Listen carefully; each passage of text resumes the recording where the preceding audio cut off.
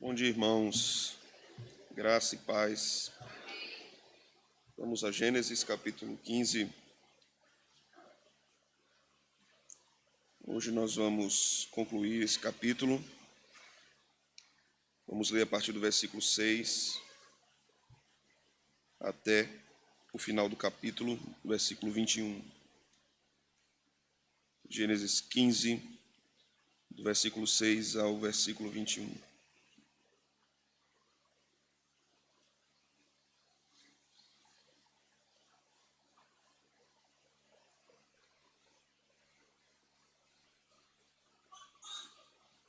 Diz a palavra do Senhor. Ele creu no Senhor e isso lhe foi imputado para a justiça. Disse-lhe mais: Eu sou o Senhor que te tirei de Ur dos Caldeus, para dar-te por herança esta terra. Perguntou-lhe Abrão: Senhor Deus, como saberei que hei de possuí-la? Respondeu-lhe: Toma-me uma novilha, uma cabra e um cordeiro, cada qual de 3 anos, uma rola e um pombinho. Ele, tomando todos estes animais, partiu-os pelo meio e lhes pôs em ordem as metades, umas defronte das outras, e não partiu as aves. Aves de rapina desciam sobre os cadáveres, porém Abrão as enxotava. Ao pôr do sol caiu profundo sono sobre Abrão, e grande pavor e cerradas trevas o acometeram. Então lhe foi dito: Sabe com certeza que a tua posteridade será peregrina em terra alheia, e será reduzida à escravidão, e será afligida por 400 anos. Mas também eu julgarei a gente a quem tem de sujeitar-se, e depois sairão com grandes riquezas. E tu irás para os teus pais em paz. Serás sepultado em ditosa velhice. Na 4ª geração tornarão para aqui, porque não se encheu ainda a medida da iniquidade dos amorreus. E sucedeu que, posto o sol, houve densas trevas, e eis um fogareiro fumegante, e uma tocha de fogo que passou entre aqueles pedaços. Naquele mesmo dia fez o Senhor aliança com Abrão, dizendo: A tua descendência dei esta terra, desde o rio do Egito até o grande rio Eufrates, o queneu, o quenezeu, o cadmoneu, o eteu, o ferezeu, os refaíns, o amorreu, o cananeu, o girgazeu e o jebuseu. Amém. Vamos orar, irmãos. Ó Deus eterno bendito, obrigado, Senhor, por esta leitura.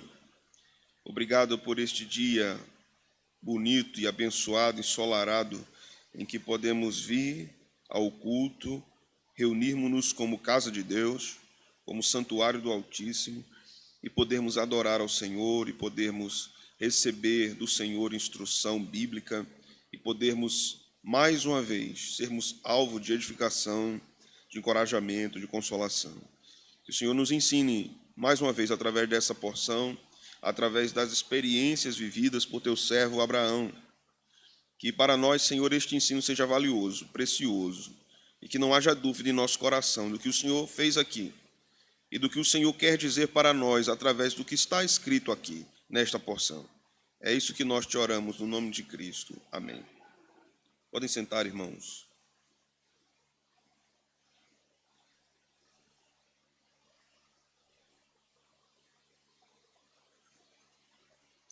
Na semana passada vimos os 5 primeiros versículos do capítulo 15 de Gênesis.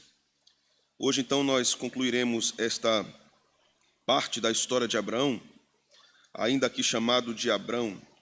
Especificamente hoje nós iremos analisar o que chamamos de pacto abraâmico, a aliança que Deus fez com Abraão, uma aliança perpétua. A Escritura visita Abraão com grande pavor, com trevas cerradas que o acometeram seu coração e com fogo consumidor. A Escritura nos diz que o Senhor visita Abraão, selando aquela aliança com sangue. Todas as vezes que o Senhor, ou a maioria das vezes na Escritura, que o Senhor faz aliança com o seu povo, isso precisa ser selado com sangue. O Palmer Robertson diz que toda aliança de Deus deve ser chancelada com o derramamento de sangue, porque sem derramamento de sangue não há remissão de pecados. No verso 6, nós temos uma porção importantíssima neste capítulo, porque esse texto é retomado no Novo Testamento e com um significado agora mais claro no Novo Testamento, de como essa verdade, dita aqui em Gênesis, muitos anos antes mesmo de Paulo escrever Romanos, essa verdade ainda é relevante para nós. Não apenas em Paulo. O que está aqui contido no verso 6 foi uma verdade importante e relevante para o que ocorreu no século XVI, na Reforma Protestante, e ainda hoje, século XXI, é relevante para nós. O versículo 6 nos ensina que Abraão creu em Deus, e isso lhe foi imputado para justiça. Devemos observar que o verso 6 não pode ser lido sem o verso 7. Devemos observar que o fato de Abraão crer em Deus não é fruto de um esforço de Abraão ou de uma resolução do próprio coração de Abraão em detrimento ou sem nenhuma relação com o que Deus estava fazendo na sua própria vida. No versículo seguinte, no verso 7, nós vamos ler que Deus diz mais uma vez: eu sou o Senhor, que fiz o quê? Te tirei de Ur dos Caldeus para dar-te por herança essa terra. Deus é o Deus que chama Abraão, Deus é o Deus que tira Abraão de Ur dos Caldeus, que tira Abraão de um contexto idólatra e dá a Abraão uma promessa redentora, não apenas uma promessa sobre a terra, sobre a posse, mas uma promessa sobre o crescimento de sua semente para a glória do seu nome, a ponto que todas as famílias ou muitas famílias da terra ligadas a Abraão seriam chamadas pelo seu nome, estariam ligadas a ele. Essa era uma promessa relacionada ao Evangelho. O Evangelho está sendo mencionado aqui no Antigo Testamento. Então, quando o texto diz que isso foi imputado a Abraão por justiça, isso também é muito significativo para nós, porque aqui nós estamos falando que Abraão foi justificado. Ele foi justificado pela sua fé. Algumas coisas aqui para clarear o nosso pensamento. Primeiro, não é a nossa fé que nos salva, certo, irmãos? Não é a nossa fé que nos salva. Quem nos salva é Cristo. A fé é o meio pelo qual recebemos Cristo. E Deus nos dá esse meio. Deus podia ter estabelecido qualquer outro meio, mas Ele estabeleceu a fé. E Ele é quem dá esse meio, porque nós também não temos. Por isso que a Escritura vai dizer que Cristo é o autor da fé. Por isso que Paulo vai dizer que a fé é um dom. A salvação não é por obras, mas por meio da fé. Isso não vem de vós, é dom de Deus. Então nenhum homem pode em si mesmo ou no seu coração dizer: a partir de hoje eu resolvo servir a Deus, se Deus antes não agir no seu coração. Assim foi com Abraão e assim está sendo mostrado aqui em Gênesis. Então Deus imputa a Abraão justiça. Deus acredita a Abraão justiça. Deus declara a Abraão justo. Não é uma transformação aqui do culpado em inocente. Não é isso. Não é isso que está acontecendo. Na justificação, Deus não torna o culpado inocente. Deus declara o culpado livre da condenação. Livre da culpa. Porque aquela culpa foi também imputada agora sobre outro. Se o texto nos diz que Deus imputa a Abraão justiça, isso já aponta para o que aconteceria lá em Cristo. Em Cristo, nós vemos que o nosso pecado é imputado sobre Cristo. E a justiça de Cristo é imputada sobre nós. E aí nós precisamos, mais uma vez, pensarmos nesse ensinamento. O que é que cabe ao homem na salvação? O que é que o homem faz para ser salvo? Qual é a minha parte, a sua parte na salvação? A sua parte é o pecado e a minha também. Porque é Deus quem dá a salvação, é Deus que realiza a salvação, é Deus que chama o pecador para ser salvo, é Deus que executa todas as coisas, até quando eu respondo. Isso só é possível por causa de uma ação divina. Não há possibilidade de eu ter sido salvo, você ser salvo, sem uma ação direta de Deus. Não é uma resolução do seu coração, porque o coração do pecador sem Deus está morto, está distante dele. Se não for a graça, nada acontece. A graça move tudo. A graça junta os ossos. A graça faz crescer a carne, faz bater o coração, faz o homem levantar, faz o homem então erguer suas mãos e louvar a Deus. É isso que a graça faz. Sem a graça, somos um grande exército no chão, secos. Um grande vale de ossos secos. O texto continua nos dizendo aqui, no versículo de número 8, perguntou-lhe Abraão, Senhor Deus, como saberei que hei de possuí-la? Veja que o diálogo agora entre Deus e Abraão não está mais relacionando-se ao herdeiro, ao filho da promessa, né? Diretamente, como estava no verso 1 ao verso 5 de Gênesis. Agora está em relação à posse. Há uma relação de herdeiro e posse. Há uma relação de semente de Abraão com a terra que seria dada.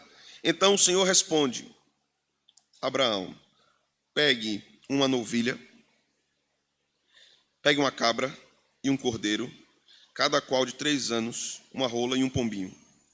Abraão fez isso, diz o texto no verso 10. Tomou estes animais, partiu-os pelo meio e lhes pôs em ordem as metades. Veja que coisa. Uma defronte da outra, como um corredor. E não despedaçou as aves. Isso tem muita relação, uma relação muito clara com os ritos em Levítico. O texto diz então que as aves de rapina vinham sobre aquele lugar e Abraão ficava enxotando as aves até o Senhor fazer alguma coisa. Ele apenas obedeceu a ordem do Senhor, estava esperando o Senhor responder de alguma forma. O texto diz então que ao pôr do sol, Abraão teve muito sono, o Senhor traz ao seu coração grande pavor e cerradas trevas o acometeram. Maiores trevas do que as trevas da escuridão da noite, foram as trevas que invadiram Abraão. Sabe o que era isso? A presença de Deus. A presença de Deus. Aterrorizantemente santa. Aterrorizantemente santa. Lembre-se de Isaías, na sua visão, no seu terror, diante do Deus. Lembre-se de Moisés, que viu escuridão, que viu trovões, que viu nuvem. Deus não manifesta-se apenas na sua gloriosa luz, ele também manifesta-se em escuridão. A escuridão aqui tem um sinônimo de profundo mistério gracioso e poderoso de Deus. Sabe por quê?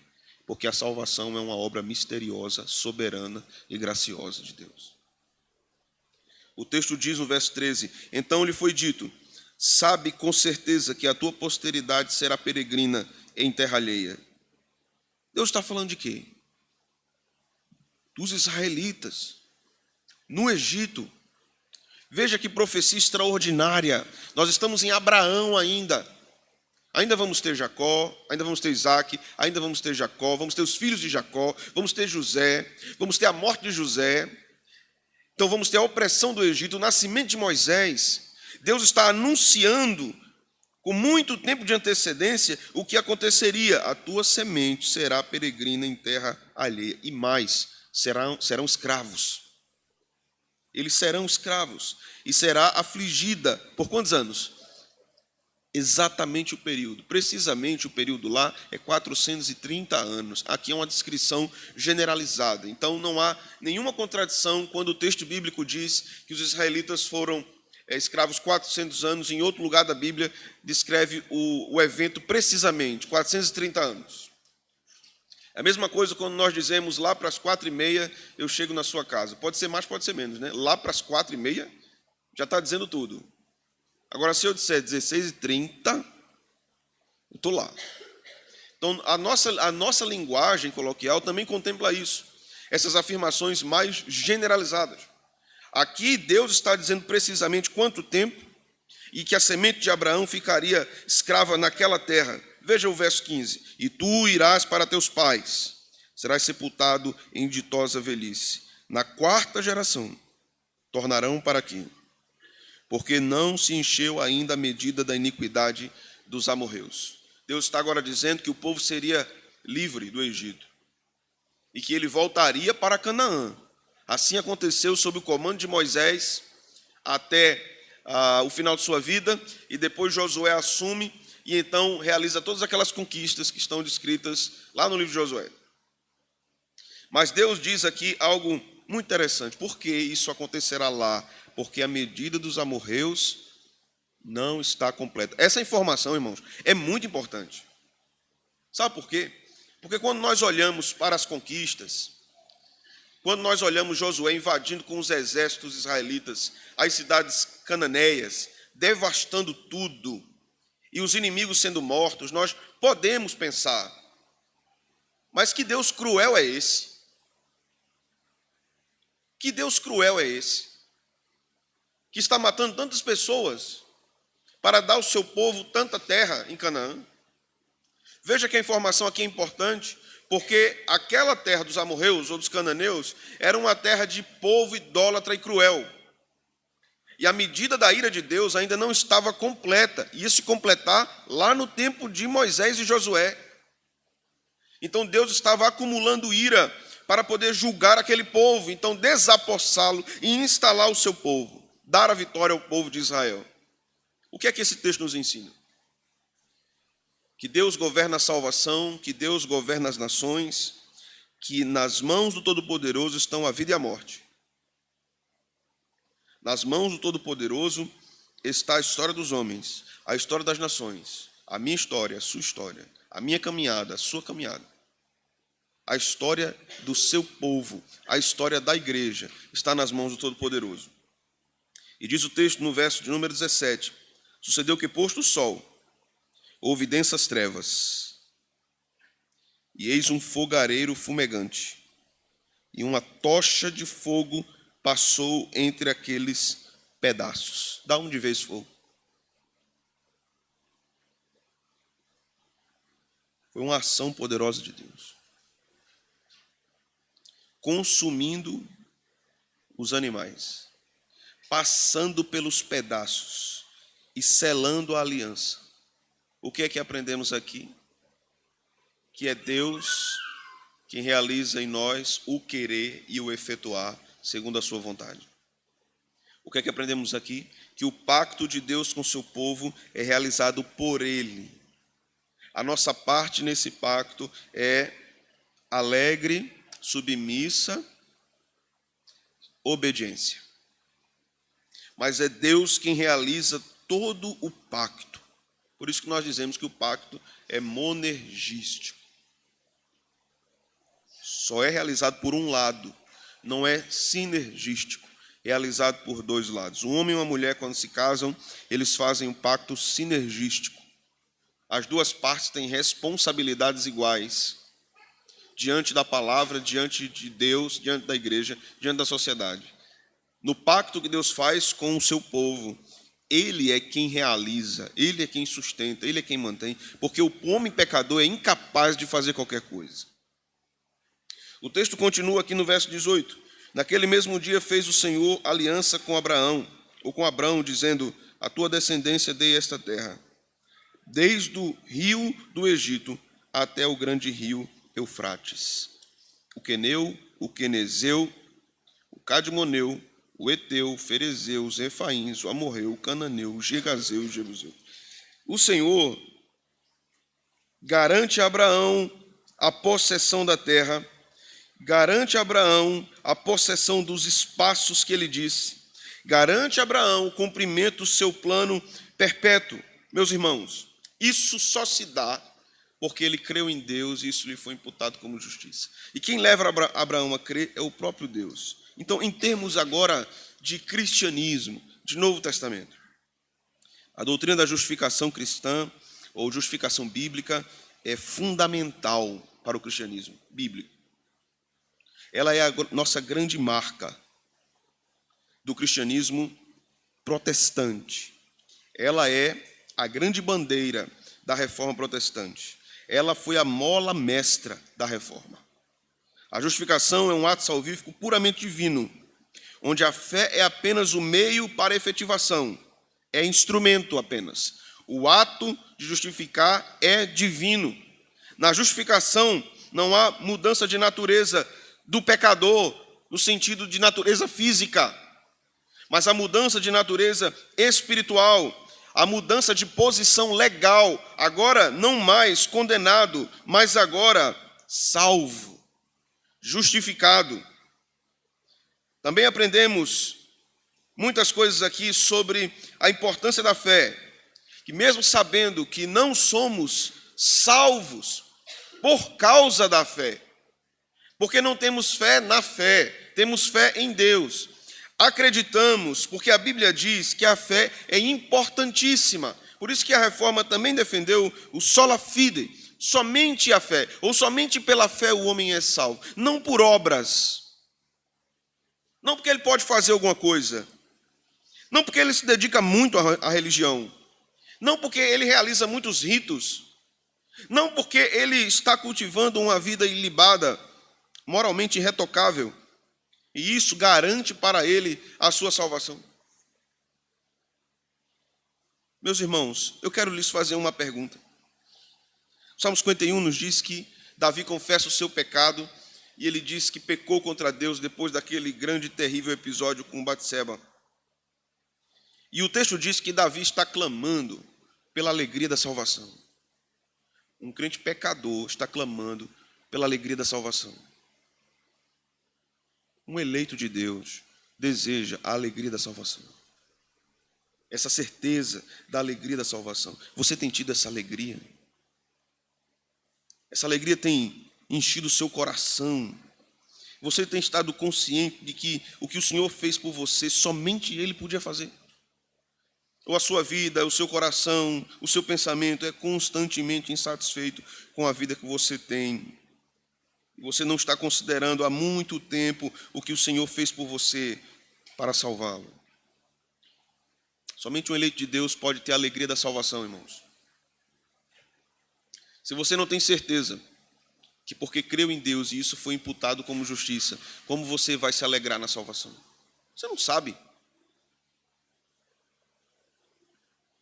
A doutrina da justificação é a grande marca de que quando nós pregamos a doutrina da eleição, nós estamos corretos. Corretos. Porque não há outra forma de sermos salvos, senão justificados. Se o homem não tem a liberdade, o poder de ir a Deus, mas é Deus quem vem e age no tempo, o que é a justificação? Justificação é a efetivação do decreto divino na eternidade que o homem foi eleito. E agora Deus está colocando sobre ele a justiça de Cristo e dizendo, no tempo, você está salvo. Não é mais um condenado. E aí então nós vamos ter conversão, santificação e posteriormente glorificação. O versículo de número 11 nos diz o seguinte: as aves de rapina estavam sobre os cadáveres, porém Abraão as enxotava.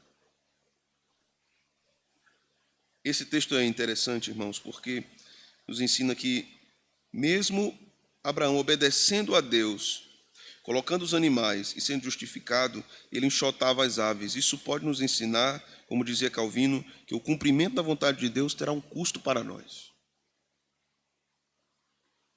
Trabalho. Mas isso não quer dizer que esse trabalho nos justifica diante de Deus. Mas quer dizer que é um custo porque Deus age a nosso favor. É o custo do discipulado.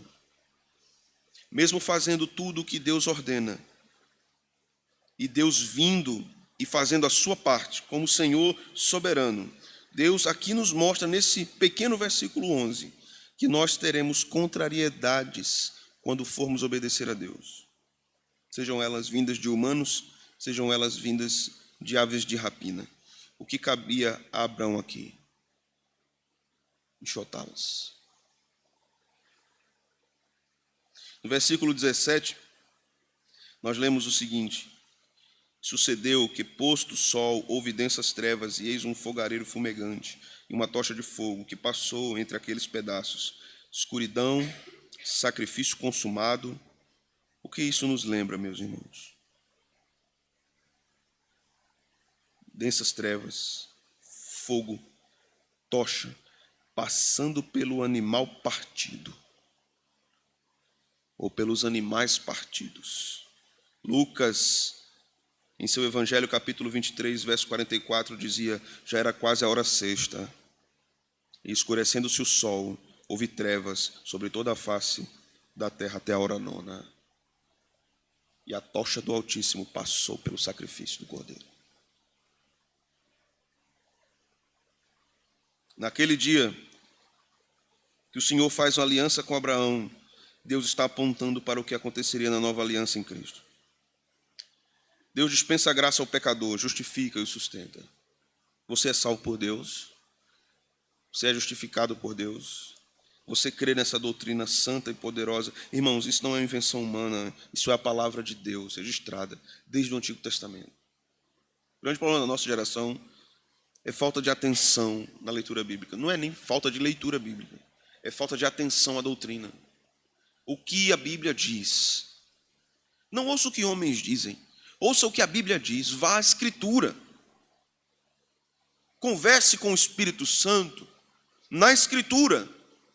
Espírito do Senhor, me mostre, me ensine, me mostre a tua palavra, a tua vontade. Eu anseio por isso. Como a corça anseia por águas, assim eu tenho sede de ti.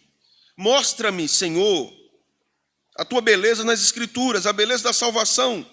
Meus irmãos, o grande incômodo dessa doutrina para o nosso tempo, para a nossa geração, é que não depende de nós.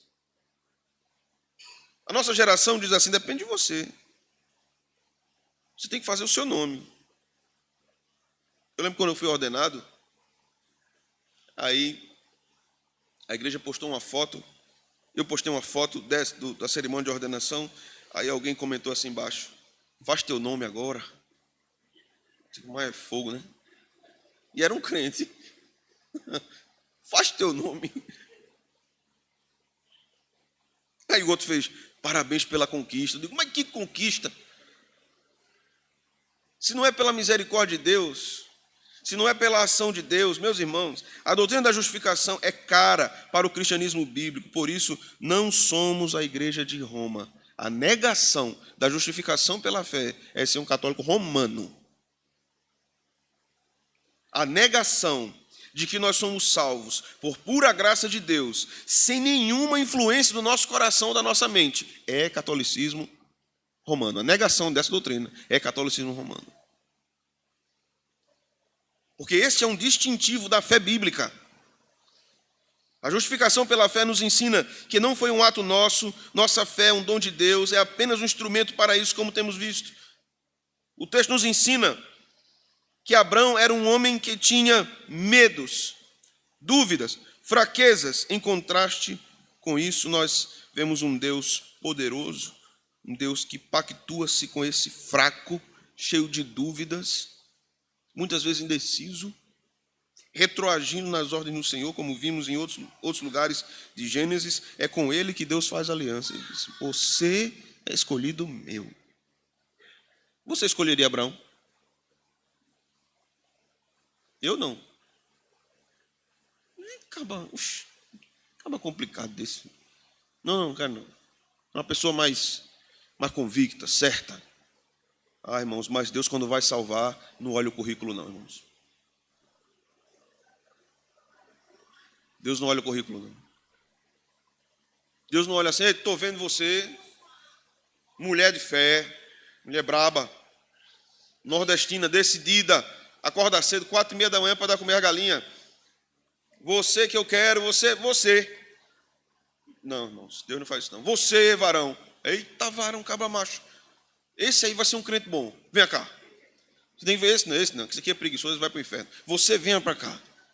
Não, irmãos. Deus olhou para Jacó. Você escolheria Jacó? Você olha para Jacó e diz assim: queria ter um filho como esse. Você olha. As jovens irmãs olhariam para Jacó. Imagina você, irmã, sendo filha de Labão, olhando para Jacó: eita, eita, homem virtuoso. Não ia dizer, irmão. Complicado, mentiroso.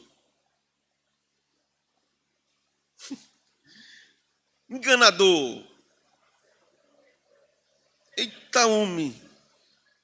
Aí Deus olha assim, você, Jacó, você. Você aí, Jacó. E Jacó era, a gente vai chegar lá nele, né? Mas Jacó era o fino, né? Ele era fino.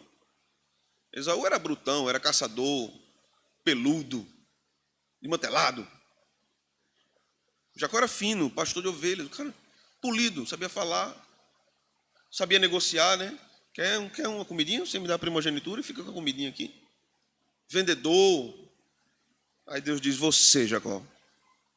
Você, Jacó. Não, irmãos, Deus não olha para o nosso currículo quando vai nos salvar.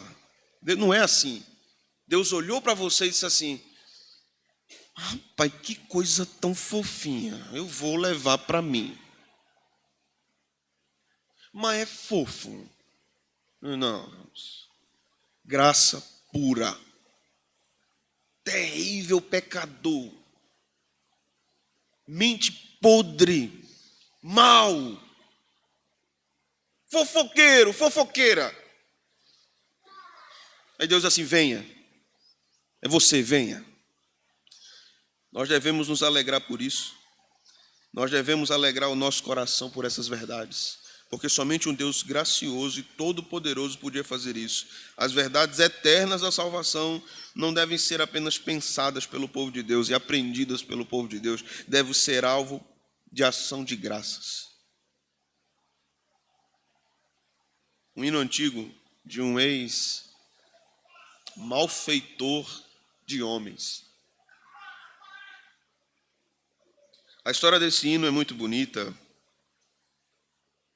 porque esse homem escravizava outros, vendia-os. Mas ao conhecer a graça de Deus, conhecer o evangelho da graça de Deus, ele escreve e diz, ó graça sublime do Senhor, perdido me achou, estando cego me fez ver, na hora em que me salvou. A graça me fez enfim temer. Veja que coisa. A graça me fez finalmente temer, mas o meu temor levou.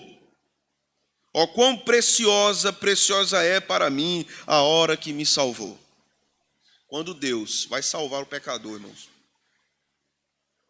Deus o visita primeiro com densas trevas, as trevas da santidade, as trevas do terror, do juízo, da sensação da santidade de Deus, que faz o homem estremecer. Perceba que o texto vai dizer que uma escuridão tenebrosa invade Abraão e depois uma escuridão física aparece no lugar.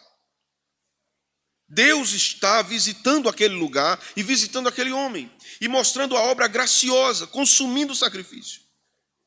É esta graça que leva ao nosso temor. É esse Deus que nós trememos diante dele e ao mesmo tempo nos alegramos. Essa graça é preciosa, muito preciosa para nós. E nós não podemos invalidar a graça. Não é bíblico, não é honesto, e é uma falta de temor dizermos que somos salvos de outra forma. Ou dizermos que podemos nos perder. Que Deus fez tudo isso, que desenhou toda essa história desde o Antigo Testamento até o Novo Testamento, para no final das contas, se eu disser assim, eu não vou querer mais não, e Deus dizer, tá bom, você venceu. Quer não? Tudo bem. Não, irmãos, ele não perde.